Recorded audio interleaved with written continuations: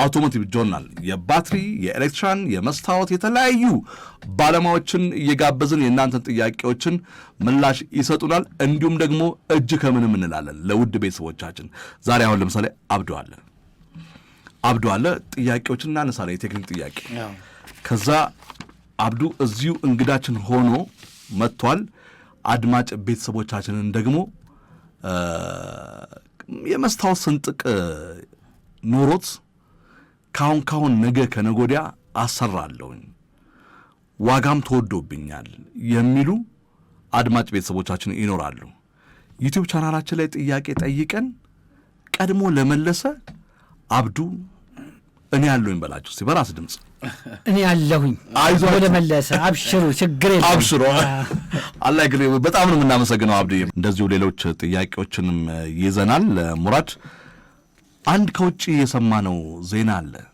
በጣም አብዱ አንዳንዴ ዝርፊያ ሲዘረፍ አይተህ ታውቃለህ? በጣም አስደንጋጭ የመኪና ዝርፊያ እንሰማለን፣ የሱቅ ዝርፊያ እንሰማለን፣ የኢቲኤም ሲዘረፍ እናያለን።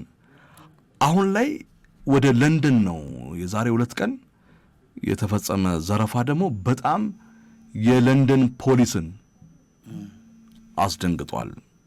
የለንደን ፖሊስን እንዴ ዓለም ነው የደነገጠው። ቪዲዮ ተለቋል። ምን ቢሰረቅ ነው እንደዚህ? በጣም የሚገርም ሙራድ፣ በዚህ በምስራቅ እንግሊዝ ቡልዶዘር ይዘው ባንኩ ቤት ላይ ቆመውን ኢቲኤም በቡልዶዘር ይተክሉ። ለንደን ውስጥ ምስራቅ ለንደን ላይ ነው እንግሊዝ ሀገር ውስጥ እና ሌቦች ናቸው። ፒክአፕ መኪና ከኋላ ቆሞላል። ቡልዶዘር ይዘው መጡ። በመጠቀም ነው እንግዲህ የአንድን ባንክ የቅርንጫፍ ገንዘብ ማውጫ ማሽኑን በቀላል እንግዲህ ኢቲኤም በቀላሉ አይወጣም። በጣም ከባድ ነው። ህንጻውን ሁሉ ነው ያነቃነቁት። ጣቅጣቅ አረጋውልና ነቅነቅ አድርገው ሲወስዱ የሚያሳይ የሲሲቲቪ ካሜራ ወጥቷል። ለንደን ላይ ወሰዱ። ግን እንዴ ማሽኑን ነቅለውት በቃ ፒክአፕ መኪና ነጭነውት ይህ ሲሲቲቪ ካሜራ ላይ ነውና የታየው። ይሄ እንግዲህ በከፍተኛ ፍጥነት የተከናወነ ዝርፊያ በአጠቃላይ ከ4 ደቂቃ ያነሰ ጊዜ የፈጀ እንደሆነ ደግሞ አስገርሟል። ጭምብል አድርገውላ ደግሞ አንተ ደግሞ ነገ እንዳይሞክሩ ደግሞ እዚህ ሀገር ላይ እኛ ሀገር ላይ እንኳን ቀልድ የለም እንደዛ። ይሄ እኮ በጣም እንዴ ህግ ባለበት ሀገር ላይ ምናልባት ሰራተኛ መስለው አይደለ የኮንስትራክሽን ሰራተኛ መስለው ያን ተሽከርካሪ ይዘው ያንን ነገር ሲነቅሉ ለስራ በሚል ነገር እንትን ብሎ ጭምብል ያደረጉት ካሜራ ባለበት ህንጻው ባንክ ቤት አይደለም ማለት ያው አንዳንድ ህንጻዎች ላይ የሚቆሙ ኢቲኤሞች አሉ አይደለ? ጭምብል አድርገዋል። ፒክአፕ መኪና ይዘዋል። ቡልዶዘሩን የያዘ መኪና መጣ። ያው ማሽኑን አሳሰረ፣ ነቀነቀው። ህንጻው ላይ በጣም አነስተኛ ጉዳትም ደርሶበታል። ቡልዶዘሩን ጥለውት ሄዱ። እንዲያ ቡልዶዘሩም ይዘውት እየነዱ ነው። ሲሲቲቪ ካሜራ ላይ ታይቷል። በጣም እና እዚህ ላይ አድማጭ ቤተሰቦቻችን አልጀዚራ ከ2 ሰዓት 3 ሰዓት በፊት ፖስትም አድርጎታል። እኔ እንኳን ዜናውን ትላንትና ነው ያየሁት። ስለዚህ በጣም አስደንጋጭና ድፍረት የተሞላበት የስርቆት ወንጀል ሲለው የምስራቅ እንግሊዝ ፖሊስ በጣም ድፍረትና እጅግ አስደንጋጭም በማለት ነው። በቡልዶዘር ኢቲኤም ማሽን ነቅለ መውሰድ በጣም ከባድ ነውና በእንግሊዝ ውስጥ ታጣቂዎች በተባሉ ጭምብል የለበሱ ግለሰቦች ናቸው እንግዲህ አንድ ገንዘብ ማውጫ ማሽኑን ኢቲኤምን ከመቀመጫው ነቅለው የወሰዱት። ይሄ በህንጻው ላይ አነስተኛ የሆነ ጉዳትም ተዳርሷል። ደግሞ በጣም የሚገርመው በ4 ደቂቃ መሆኑ። 4 ደቂቃ ነው። እንደው አብዱ በጣም አስገራሚ ስርቆት ገጥሞ ያውቃል? እንደው አንተ በተለይ ወደዚህ ወደ አሜሪካ ግቢ አካባቢ ወይም ደግሞ የምታውቃቸው ሰዎች ላይ ከመኪና ስርቆት ጋር በተያዘ? ያው እኔ ኦልሬዲ ስርቆት ገጥሞኝ ሰው አንዳንድ የምሰማው ነገር አለ። ከሶማሌ ተራ አቅራቢያ ያለለኛ የምንሰራው አንዳንድ ባለ መኪናዎች አሁን ደግሞ አዳዲስ የመጡት መኪናዎች አሉ እንዴ እንትን መኪናዎች ኤሌክትሪኮች ውስጡን ስፖኪዮ ይበላሉ ምናምን ነገር በቃ ደግሞ የአንድ ስፖኪዮ ዋጋ በጣም ውድ ነው። በአሁኑ ሰዓት ላይ ከ60 ሺህ ብርና ከ70 ሺህ ብር በላይ የሆኑ የሚያወጡ ስፖኪዮ አለ። መስታወት ይሰረቃል አይደል? ሙሉ መስታወት ስፖኪዮ የመኪና አይሰረቅም። ሰው እንዲህ ባለሙያ መሆን አለበት። አይ ለመውጣት ባለሙያ ማለት አንዳንድ ሴት እንደ ቡልዶዘሩ በ4 ደቂቃ ጨረሰም። አሁን እኛ ምናችን ንጹህ መስታወት እናወጣለን። ንጹህ መስታወት ማለት ምን ያህል ደቂቃ ይፈጅብሃል? አንድ ሙሉ ንጹህ መስታወት አሁን አንዳንዴ ውሃ እኮ ያስገባል። ውሃ የሚያስገባባችሁ ገጥማ ውሃ አስገባብኝ እኮ ይሉሃል። ኦልሬዲ ውሃ የሚያስገባው ምንድን ነው? አንዳንድ መኪና ውስጥ ዣንጥላ ሁሉ ትይዛለህ። ከአገጣጠም ሁለት ምናምን እና ኦሪጂናል መስታወት ራሱ በጥንቃቄ እናወጣለን። አሁን ጠዋት ራሱ የሰራሁት መኪና ኦሪጂናል መስታወት ነው ያወጣ ነው። ጎሚኒ በደንብ ሳይገጠምለት ምናምን ነገረ እኛ ኦሪጂናል መስታወት ነው ሳይሰበር እናወጣለን። ኦልሬዲ ባለሙያ ስለሆነ አሁን ሰው ይሰረቃል ለሚለው ነገር ዝም ብሎ አይደለም የሚወጣው፣ የራሱ ማውጫ አለን። በዚህ ደግሞ ብቻህን አታወጣም፣ 2 ሰው ነው። አንድ ሰው ውስጥ ይገባል፣ አንድ ከውጭ ሆኖ ነው የሚያወጣው። ምን ያህል ደቂቃ ይፈጃል አንዱ አብዱ? ለመውጣት አንድ 20 ደቂቃ 20 ደቂቃ። ስለዚህ ያኛውን ባለሙያ ከሆነ አንድን የቆመ መኪና መስታወት ተሰርቆ ያውቃል? መስታወቱ በቆምኩበት መስታወት የተሰረቀ የፊት መስታወት የሚል ገጥሞ ያውቃል? ምንም አያውቅም። እስካሁን ገጥሞ ያውቃል? የጎን መስታወት ተሰብሮ ሌቦች ከመኪና ውስጥ ዕቃ ሊያወጡ ይችላል። የጎን መስታወት ይሰበራል፣ በር ይከፈታል፣ ከዛ ውስጥ ያለውን ዕቃ ይወሰዳል። ግን የፊት መስታወት ሙሉ ለሙሉ ተነቅሎ ተሰርቆ ያውቃል ወይ ነው አብዱ? ገጥሞኝ የማያውቅም ተሰርቄ ነው የሚልም ሰውም ገጥሞ አያውቅም። እኔ ከ10 ዓመት አንድ ሰውም ገጥሞኝ የማያውቅም ብሎ የማያውቅም። እስቲ ይሄ ነገር የገጠማችሁ አድማጭ ቤተሰቦቻችን፣ ኧረ እኔ በቆምኩበት ግቢ ውስጥ መስታወቴ ተሰርቋል የምትሉ ካላችሁ ደውሉልን። ምስክርም መሆን ከምትችሉም ካለ ደውሉልን በ0940000002። በተለይ በፌስቡክና በቲክቶክ መነጋገሪያ የሆነ አንድ ጉዳይ አለ። ብዙ መንግስት ለምን ተደብቆ ይቀርጸናል የሚሉ ማለት ነው። ትራፊክ ፖሊስ፣ ትራፊክ ማኔጅመንት ጥር ስር ቁጭ ብሎ ይቀርጸናል፣ ግንብ ስር ተደብቆ ይቀርጸናል፣ ራዳር የፍጥነት መቆጣጠሪያውን በሚል ቅሬታ ሲያቀርቡ ይታያሉ። ይሄ ደግሞ በዚህ ጉዳይ ላይ እንዴት ነው በዛፍ የተሸሸገው ካሜራና የመንገድ ደህንነት ይሄ ከስሜት ባሻገርም አልፎ በጣም ብዙዎች ቅሬታን እያስነሳን ያለው ለምንድን ነው? አንድ ትራፊክ ፖሊስ ተደብቆ የሚቀርጸኝ ራዳር፣ ለምንድን ነው የትራፊክ ማኔጅመንት ሰራተኛ ጥግን ይዞ ሲቪል ለብሶ ሌባና ፖሊስ የሚጫወተው? ይሄ በጣም ነፃነትን መንፈግ ነው የሚሉ ብዙ አሽከርካሪዎች ቅሬታቸውን በማህበራዊ ሚዲያ ሲያሰሙ ተመልክተናል። በእርግጥ ይሄ ህጋዊነት ነው ወይስ ህጋዊነት አይደለም? በሌሎች ሀገርስ ተሞክሮ አለ ወይስ የለም? ተደብቆ በመቅረጽስ የትራፊክ አደጋ ቀንሷል ወይስ አልቀነሰም? መብትስ ነው ወይስ መብትስ አይደለም? አሽከርካሪውስ ያ ራዳር ተደብቆ የሚቀርጸውን ሰው ከማየትና ቅር ከመሰኘቱ ይልቅ ከፍጥነቱን ጠብቆ ማሽከርከሩ አይቀልም? የሚገርም ነገር የብዙ ሰው ጥያቄ ነው። መጀመሪያ ለራሳችን ነው ጥቅሙ። ትልቁ ጥቅም እኮ ያ ስፒድ ሊሚት መኖሩ ወይም ፍጥነት መቀነስ አደጋን ለራስ ነው ቅድሚያ የምትሰጠው። ተደብቆ በመቅረጽ ውስጥ ግን የብዙ ሰው ኮምፕሌን ይነሳል። ያ ራሱ ቀራጩ ራሱ ለአደጋ አንዳንዴ ተጋልጦ ታያለ።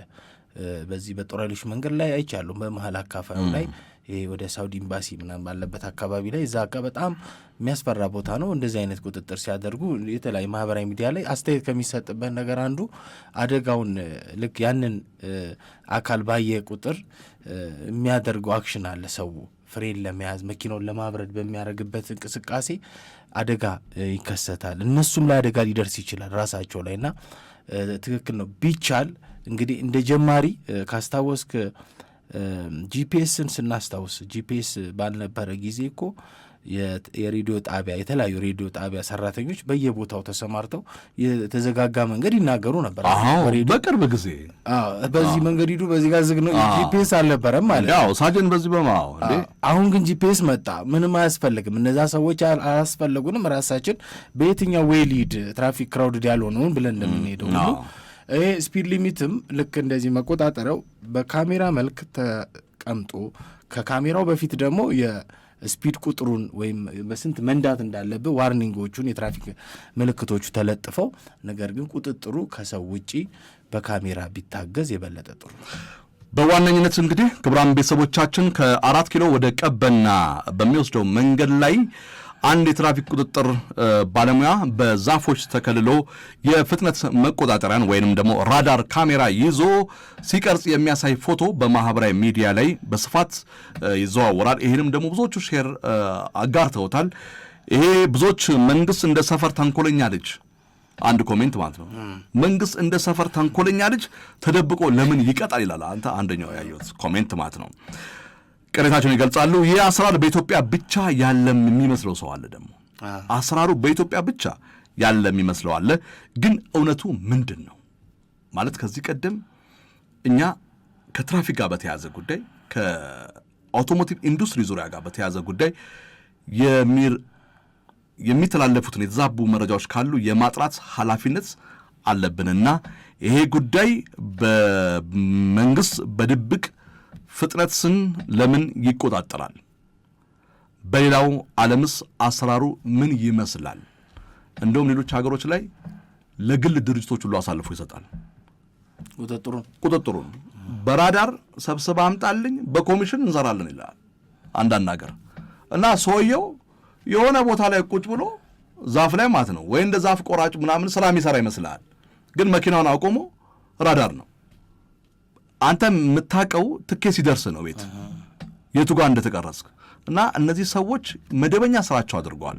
እና ወደፊትም ትራፊክ ማኔጅመንት ለግል ጨረታ አውጥቶ እንደነ አብዲ የመሳሰሉ በዚህ ስራ ላይ ተሰማርተው እኛም ሌሎችም ተሰማርተው ወጣቶች በኮሚሽን ፍጥነትና ዋናው አደጋ እዚያ ሀገር ላይ ያደረሰ ያለው ልክ ራዳር የያዘ ሰው እዛ ጋር ራዳር ያለ ተብሎ እኮ ጥቆሜን ይለዋወጣል። አንዳንድ ሹፌር እዛ ጋር ራዳር አለ ይባባላል። ልክ ራዳሩን እንዳለፍክ እንደ ሚሳኤል እኮ የሚያበራው ሁሉም ነው። አዎ ይሄ ግን ባደጉት ሀገራቶች ላይ ምንድነው በድብቅ የትም ቦታ ላይ አለ ራዳር እንደዛ ነው መሆን ያለበት የሚል አሳሰብ ስላለ ሁሉም ፍጥነቱን ጠብቆ ነው ልኬቱን ጠብቆ ነው። እኛ ሀገር ላይ ግን ምንድነው ገላን ጋር አሉ ቆመዋል። ምልክት ይሰጣል። በተቃራኒ ሳይድ ያለ መኪና ምልክት ይሰጣል። ሁሉም ሲረጋጋም ታያለህ። ቦታዎች ሁሉ ይታወቃሉ። አሁን ላይ ትራፊክ ማኔጅመንት የጀመረው አሰራር ካለ ይሄ በሌሎችም ሀገር ላይ ያለ ነው። ቀጣይም ደግሞ ቢበረታታም መልካም ነው። አደጋው እጅግ ሲበዛ በከተማም ብቻም ሳይሆን በገጠሪቷ ኢትዮጵያ ላይ በቅርቡ ራሱ ሙሉ ሰው ባስ ያለቀበት ነው። በትራፊክ አደጋ ኢትዮጵያ ንብረት የሰው ሕይወት እያለፈበት ያለ ነገር ነው። በጣም እጅግ ሲበዛ በፍጥነት ምክንያት የሚመጡ አደጋዎች ዕለት ተዕለት እየጨመሩ ስለሆነ ትራፊክ ማኔጅመንት ወይም ደግሞ የሚመለከተው ትራፊክ ፖሊስ ያለውን አማራጭ ሁሉ ቢጠቀም መልካም ነው።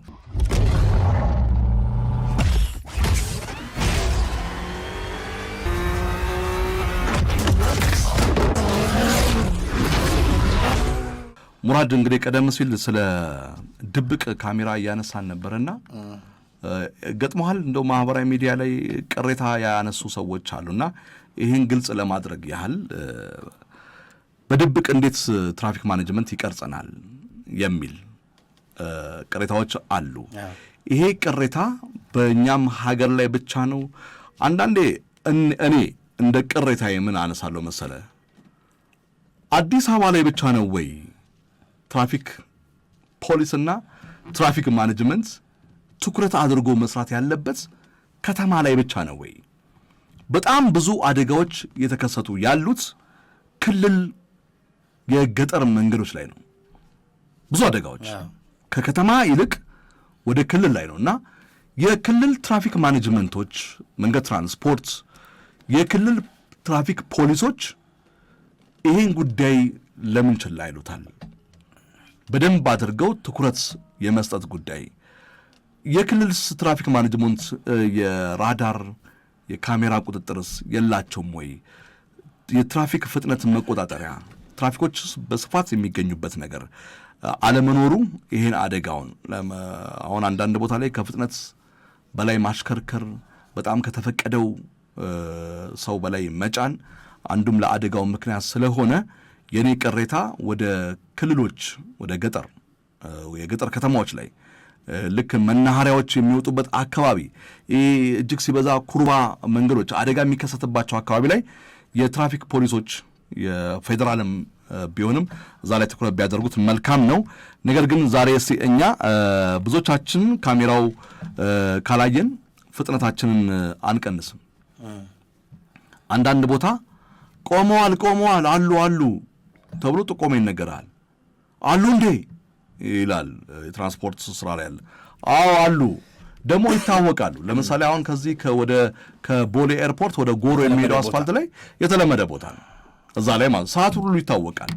ከሩቅ ሁሉ ታያቸዋለህ። አንጸባራቂ ስላያቸው ታቀዘቅዛለህ። ከሌሉ ግን እንደ ሚሳኤል ነው የሚካሄድበት።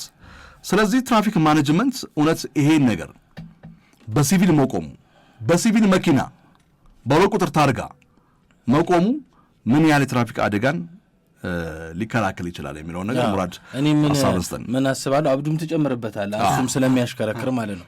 እኔ የምታዘበው ነገር ማለት ጥቅሙ እንዳልኩ ነው፣ ለሀገር ነው ለህዝብ ነው ጥቅሙ፣ ምንም ጥርጥር የለውም። መቆጣጠሩ የምትቃወሙ ነገር አይደለም።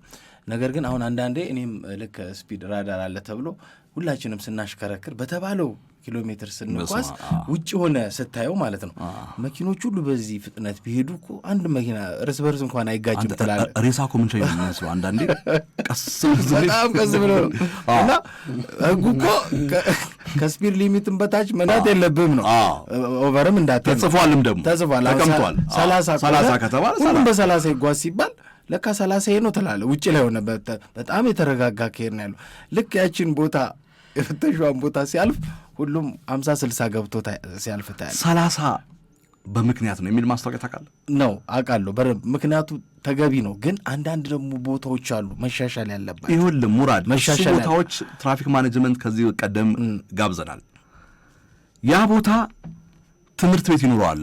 አብዲ ትምህርት ቤት አለው እዛ አካባቢ ላይ ነዋሪዎች አሉበት፣ ፋብሪካ የሚበዛበት አካባቢ ነው። ግን ቦታው ደግሞ በጣም እንድትነዳው ደግሞ የሚያመች ነው። ስለዚህ ትራፊክ ማኔጅመንት አንዳንድ ቦታዎችን 40-50 ምናምን ሲል ያ አካባቢ ተጠንቶ ነው የሚለው እና እኛ ግን ቦታው ምቹ ነው ለምንድነው ማይለቁን ነው ብዙ አሽከርካሪ ቅሬታው የሚያነሳው። እና ግን በዋነኝነት ከርዕሳችን ውጪ እንዳንወጣ የግዴታ ካሜራው ካለ ረጋ ብለን መሄዱ፣ ከፍጥነት ቀንሰን መሄድ፣ ራዳር ደግሞ ከሌለ ደግሞ ከፍጥነት በላይ ያሽከረከሩ እሽቅድድም እስከሚመስል ደረጃ ድረስ መሄዱ አግባብነት አይደለም። ስለዚህ ይሄ አሰራር በሌሎች ሀገሮች ላይ አለ ወይ ሙራድ የሚለው ነገር ብናይስ። አዎ በተለይ እኔ እንደው በተጨማሪ ከዚህ ጋር በሌሎች ሀገራትም መኖርም እንደሚኖርም እርግጠኛ የምትሆንባቸው ነገሮች እንዳልሆኑ የህዝብ ትራንስፖርት የሚሰጡ አሁን እነዚህ ኤሌክትሪክ ባሶቹ፣ ሸገር ባሶች በጣም ብዙ ህዝብ ይዘው በፍጥነት የሚያሽከረክሩ ሹፌሮች አሉ። በዛው ልክ ደግሞ ስርዓት ያላቸው ስፒዳቸውን ፍጥነታቸውን የሚጠብቁ አሉ። 80 ነው በአብዛኛው አይደል የታሰረው፣ ወይ 70-80 ኪሎ ሜትር ፐር አወር ታስሯል። በ30 የሚካሄድበት ቦታ ላይ በጣም በፍጥነት እነዚህ መኪኖች ባሶች ሲሄዱ ታያለ።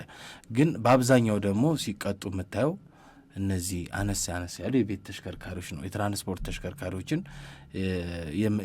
ቆሙ የምታይበት ብዙ ነገር የለም። ምናልባት መረጃውን ቀድሞ ደርሷቸው ሊሆን ይችላልና እንደዚህ ለየት አድርጎ ቢታሰብና አሁን የህዝብ ትራንስፖርት የሚሰጥ አሽከርካሪ ኃላፊነቱ በጣም ብዙ ነው ከሌላው አሽከርካሪና የበለጠ ቁጥጥሩ እነሱ የሚበዙበት ቦታ ላይ ቢደረግ የበለጠ ጥሩ ነው። እሺ አውስትራሊያ እንሂድ አብዱ። አይደበርም አለ አውስትራሊያ እንሂድ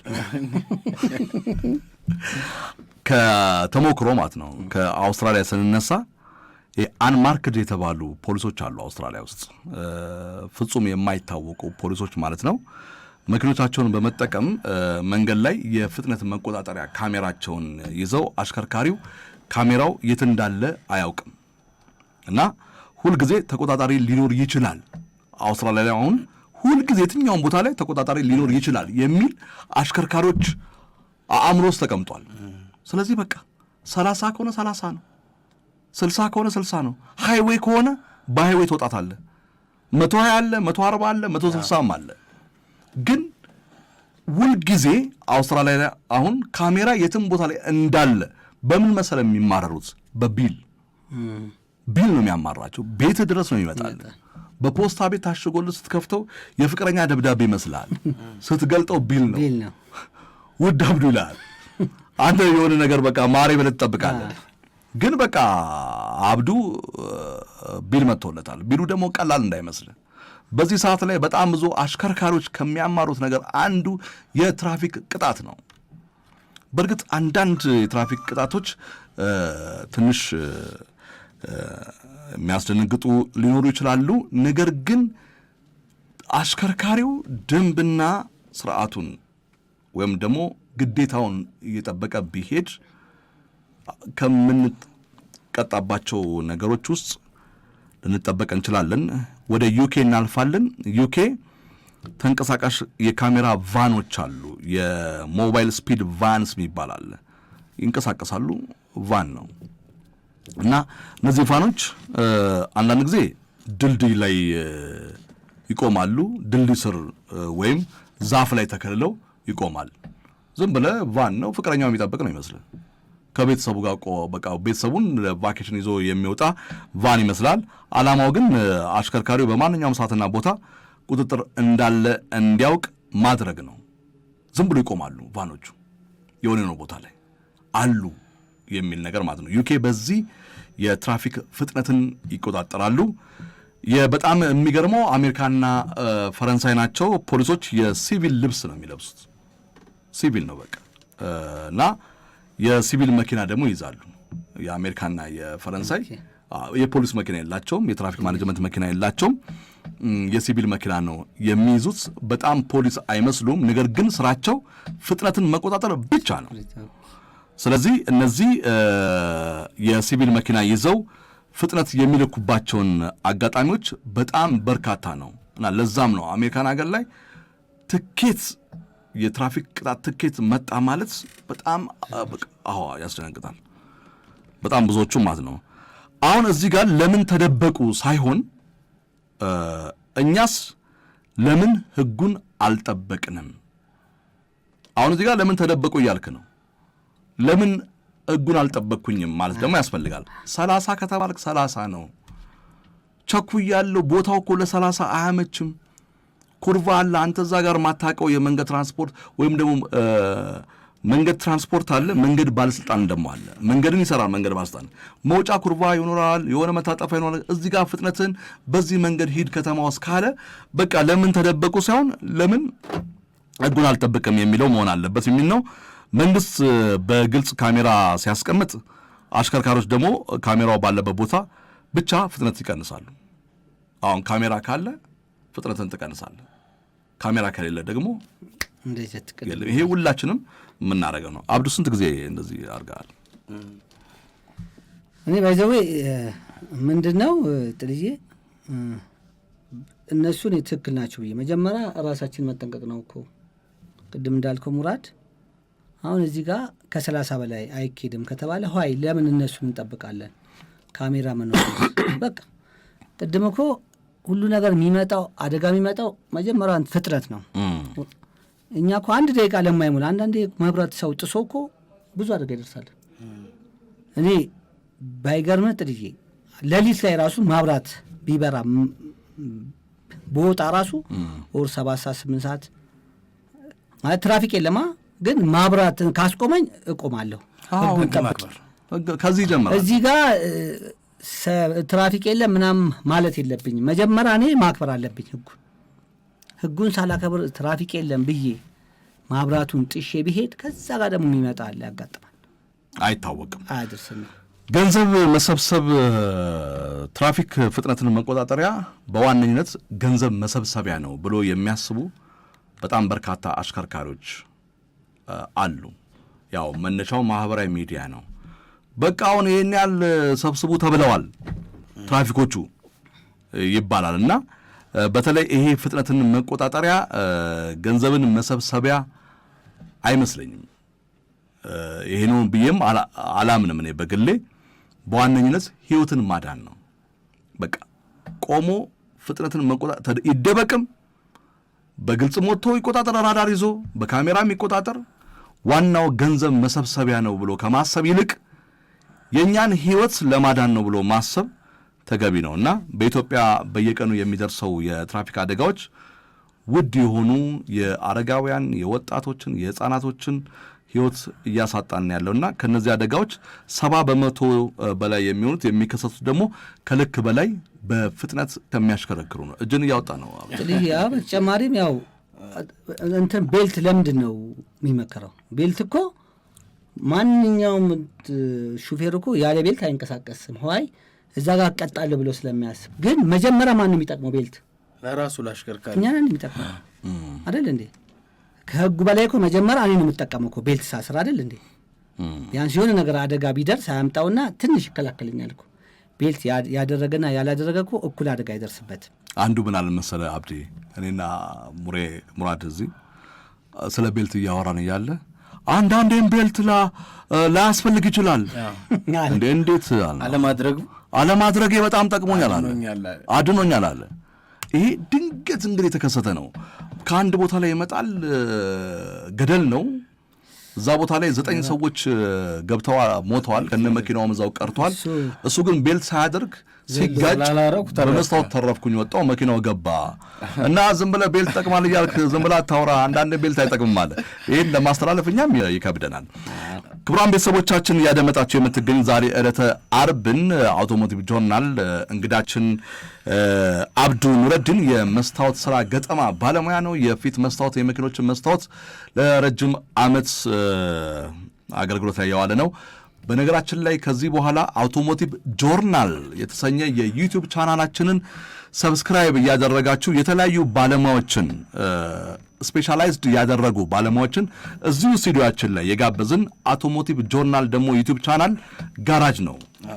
ሙራድን ታገኛላችሁ። ማንኛውንም ጥያቄዎችን ኮሜንት እዛው ቻናል ላይ ትጽፋላችሁ፣ ምላሽ ይሰጣችኋል። የእናንተንም ጥያቄ ሰብሰብ አድርገን ምን ገጠማችሁ ከባትሪ ጋር አንዳንድም ልዩ ዝግጅቶችም ደግሞ ሽልማቶች ይኖሩናል። ከዚህ በኋላ አብረውን ደግሞ እነ አብዱ ኑረዲን አብረውን አሉ። በጣም በችግር ውስጥ በተለይ በትራንስፖርት ላይ የተሰማሩ እንደ ላዳ ሹፌሮች፣ ታክሲዎች፣ በጣም ደካማ የሆኑ ሹፌሮች፣ የሚኒባስ አሽከርካሪዎች ለየት ያለ ጥያቄዎችን እየጠየቅን እዚሁ አብዱ ለተወሰነ አድማጭ ቤተሰብ የአሃዱ ሬዲዮን 94.3 አውቶሞቲቭ ጆርናል አድማጭ ቤተሰብ በቀጣይ እናንተ በምትሰጡኝ ቤተሰብ የተወሰነች አገልግሎት አረጋለሁ አይደል? ቶሎ በሉ ፍጠኑ፣ ይሄ ድል እንዳያመልጥ። እሺ፣ በጣም ከልብ ነው የምናመሰግነው። እስቲ ራስህ አውቶሞቲቭ ጆርናል ሰብስክራይብ በላቸው። አውቶሞቲቭ ጆርናል ሰብስክራይብ አሁኑን አድርጉ። ጋራጅ ደግሞ እንደሆነ ደግሞ ነገራቸው ሙሬ። የአውቶሞቲቭ ጆርናል የሬዲዮ ፕሮግራም በሬዲዮና በዩቲዩብ በቀጥታ መኪናቸውን የሚጠግኑበት ያለምንም ክፍያ መኪናቸውን የሚያስጠግኑበት ፕሮግራም ነው።